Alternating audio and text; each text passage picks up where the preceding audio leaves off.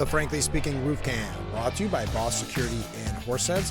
Contact them today for business and home security needs. Welcome back to Frankly Speaking here on WYDC TV Big Fox. I'm your host, Frank Acomb. We are broadcasting from the Hesselson studio, and in that studio, we're talking about the Music Man. Thanks so much for joining us.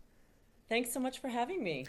Okay, I know the Music Man is pretty iconic, and I want to talk about that in just a moment. But for those, for some reason, that may not be aware, tell us about the Music Man. The Music Man is, in some ways, your classic story of a small town set in its ways.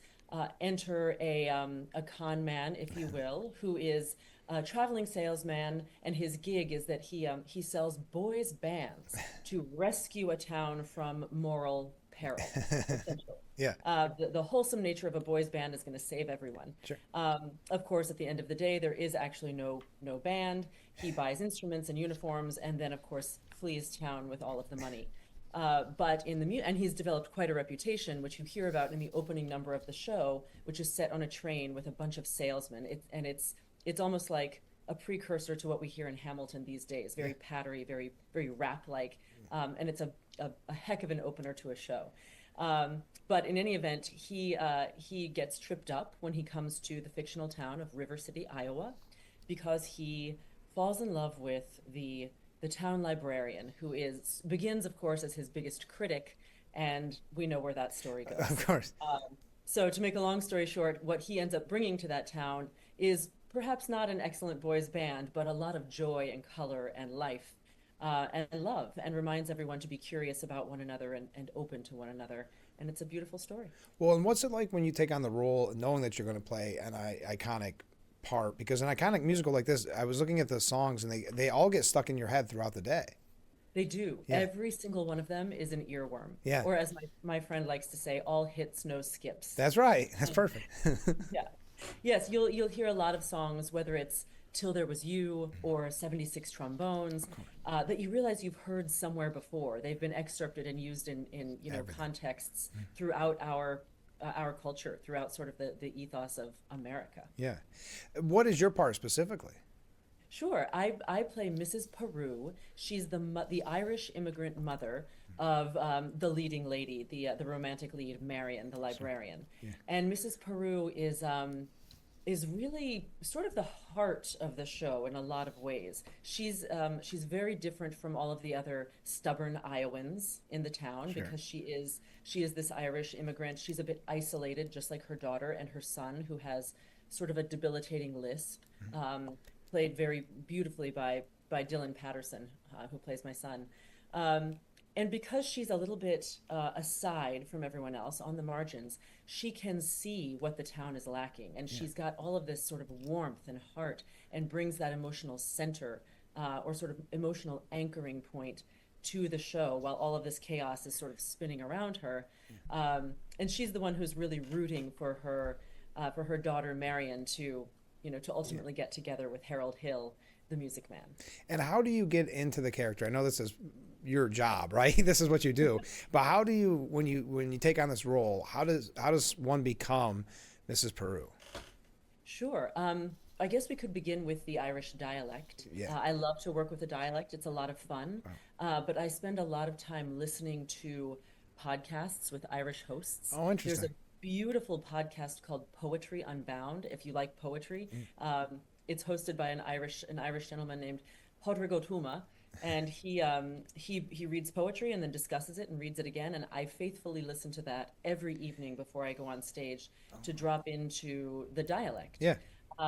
And then once you are on stage, I'm a mother of two daughters myself. Okay. And so being on stage and relating to the fabulous Elizabeth Diuto, who plays our Marion, is a very natural place for me to be. So I end up relying a lot on feelings and experiences I have in my own life with my own daughters. Sure.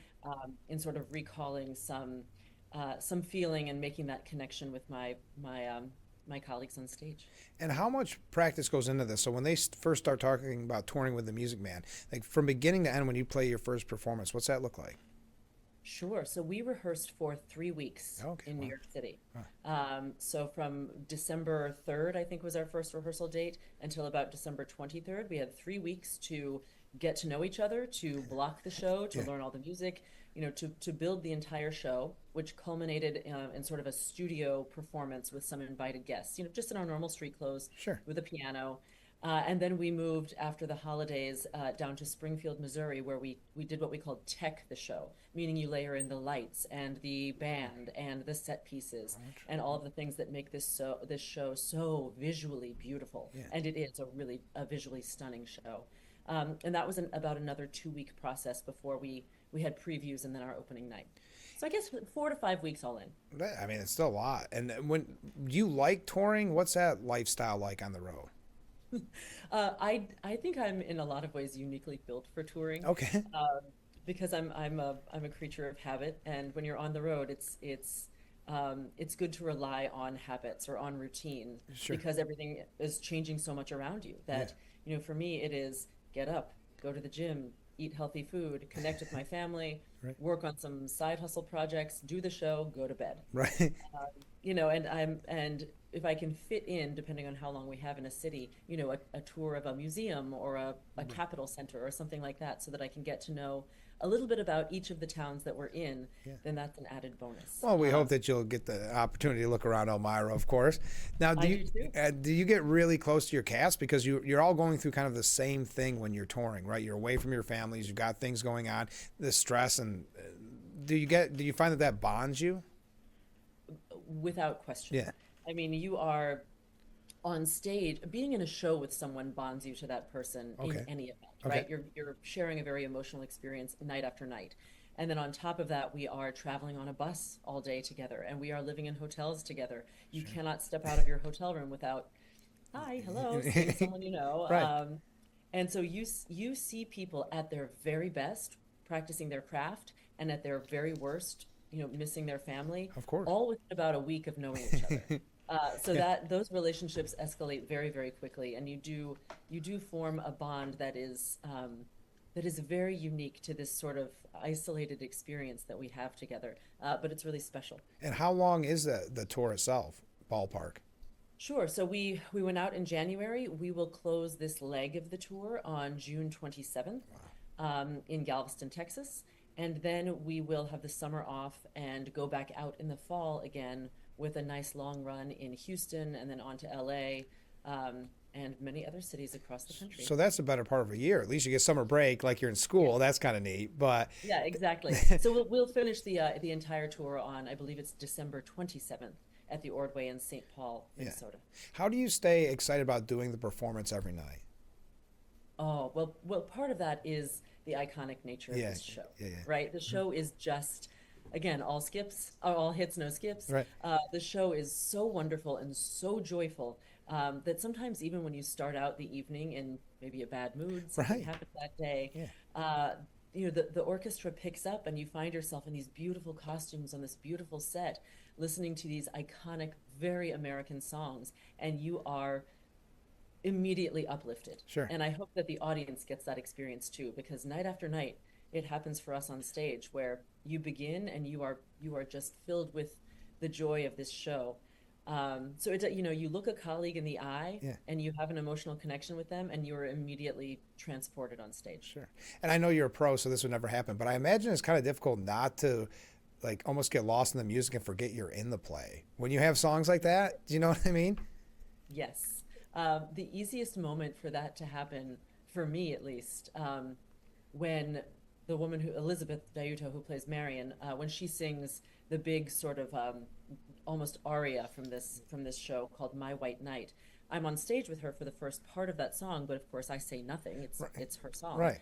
And I'm there listening to her and watching her, and there are times where I have to remind myself, That's what I have to get off. It's time for me to go. They're getting the hook. I let her finish the song because I am just so lost in her beautiful performance of this number and what that feels like to be in it. Yeah. What made you originally decide that you were going to become an actress? What was that started this whole thing off? Sure. When I was in high school, I grew up in Atlanta, Georgia. I grew up dancing, and at some point in time when I was in high school, figured out that I could sing. Okay. And what sort of joy making music brings specifically. And then I don't think I had the words for it then, but what I was becoming attached to was this idea of storytelling, sharing stories with other people, experiencing stories about humanity together, and being able to participate in the telling of those stories is what drew me to it initially, and certainly what keeps me in it. And kind of keeps the passion, because it must be neat. Okay, when the Music Man's done, you may go on to something else, and it could be completely different. That's what I always find so difficult about acting. That today you're playing Mrs. Peru. What could be next, right? What could be next? Yeah. And I could play Mrs. Peru again in 10 years. Sure. And she would be totally different than she is today. So there are, it's what's magical about watching different actors do the same role.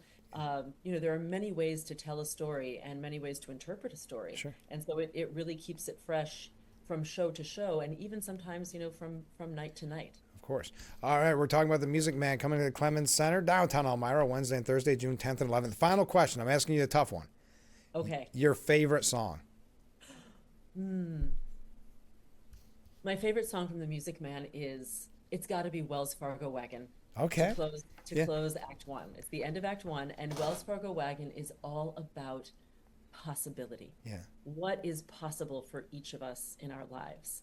And it's expressed in that song, of course, through what's going to arrive on an old red wagon. Right. But really, it's about what if we hope and we believe what's possible for each of us in our own lives. Oh, what a beautiful way to end the interview. Thank you for giving us so much time. Best of luck. We can't wait to see you in Elmira. Thanks so much for having me. Can't wait to be there. All right. Take care. Stay with us. We'll be right back with Frankly Speaking after this.